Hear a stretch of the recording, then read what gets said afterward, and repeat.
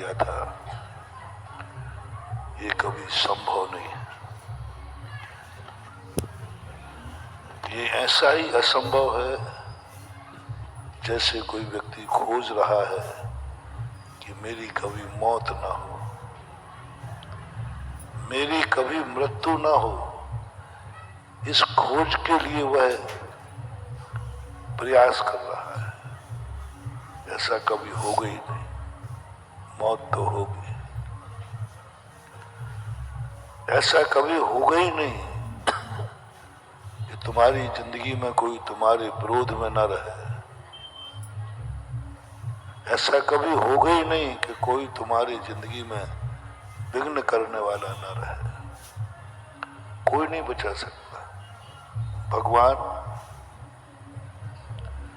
भरोसे पे मत रहना, भगवान के भरोसे पे मत रहना। ये भगवान कभी किसी की संकट में जिंदगी में काम नहीं आता। भरोसे पे मत रहना हम साधुओं के। कभी तुम्हारी संकट में कोई साधु का आशीर्वाद काम नहीं आता। इसलिए काम नहीं आता कि आशीर्वाद काम ही नहीं करता। इसलिए नहीं आता कि आशीर्वाद काम ही नहीं करता। भगवान इसलिए काम में नहीं आता क्योंकि वो कहता मेरा काम ही नहीं करेगा। जो तेरे विपरीत परिस्थितियां हैं वो तो आएंगे। संसार का स्वभाव है। और आपने खुद देखा होगा, धर्मात्मा जीव संकट से मुक्त नहीं होता, संकट से युक्त होता है।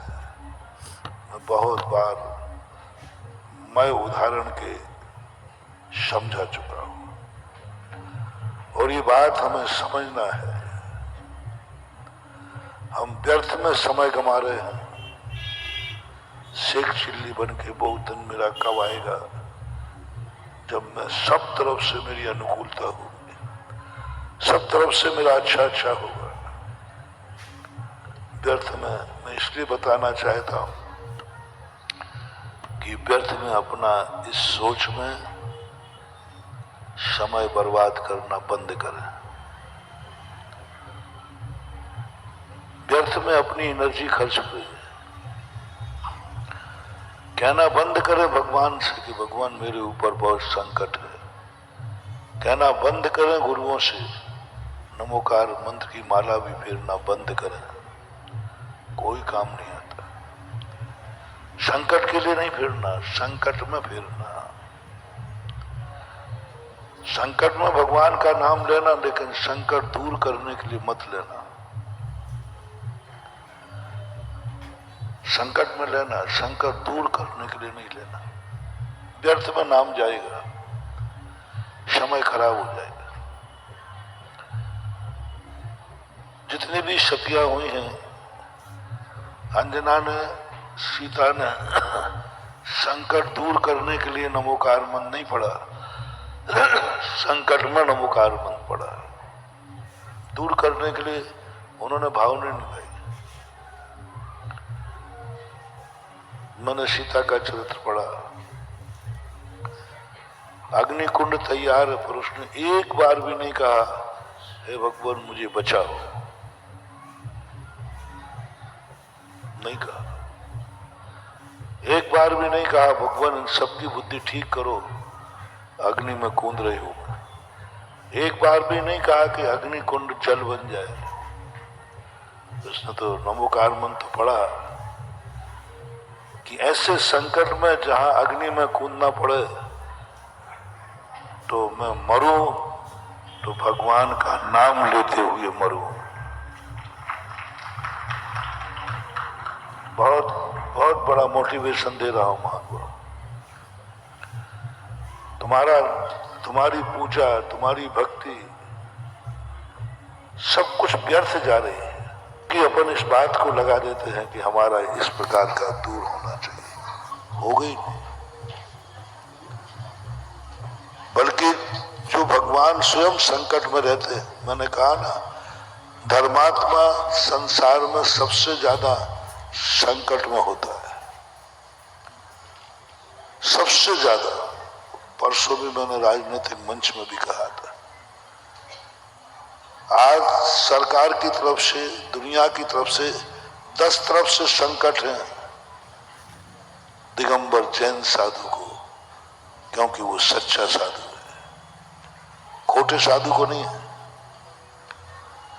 चारों तरफ से संकट क्यों है? क्योंकि तुम्हारा साधु चोखा है। यदि खोटा हो जाओ तो संकट नहीं है, कोई संकट नहीं, कोई संकट नहीं है। जैसे कई साधु लोग होते हैं जो जिहाद पे उतर आते हैं, भस्म करने की शक्ति अर्जित करना शुरू कर दो,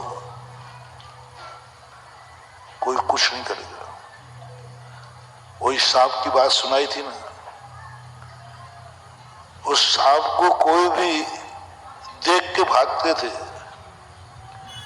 लेकिन जैसे ही उसने काटना बंद कर दिया, लोग पत्थर मारने लगे,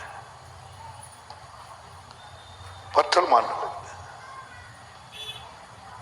और जब तक वो काटता था, जहर था, तब तक कोई उसको छूता नहीं था। तो इस दुनिया में यदि संकट से मुक्त होना है तो अच्छे आदमी मत बनना, धर्मात्मा मन बनना, भगवान का नाम मत लेना। गंदे बनो, गंदे कार्य करो, गंदे लोगों के बीच में रहो, कोई तुम्हारे आंख भी नहीं उठाएगा, उठाए तो आंख निकाल दो, उठाए तो आंख निकाल दो, सब दूर भागेंगे। खतरनाक आदमी भाई, इससे पंगा मोल नहीं लेना, खतरनाक है। संसार ऐसा है, संसार ऐसा है। आप देखते हो सरकार भी डरती है उस कौम से, वहां छापे कभी नहीं पड़ते हैं उनके, बल्कि उनके घरों की बिजली की भी रीडिंग करने नहीं जाता व्यक्ति, समझ रहा हूं, रीडिंग करने नहीं जाता कि बिजली है भी कि नहीं। सरकार भी नहीं जाती, सरकार कहती भाई कौन पंगा मुंड। ये संसार का नेचर है, किसी की गलती नहीं है। तो यदि तुम्हारी जिंदगी में ऐसा भाव आ रहा है कि मैं संकटों से दूर रहूं, मेरे विरोध में कुछ भी नहीं आया, तो आप गंदे आदमी बन जाना, बुरे आदमी बन जाना, पापी बन जाना, हत्यारे बन जाना, झूठ माया चोरी बन जाना, चोर बन जाना, जैसे बने तैसे धन का संग्रह करना, जैसे बने तैसे।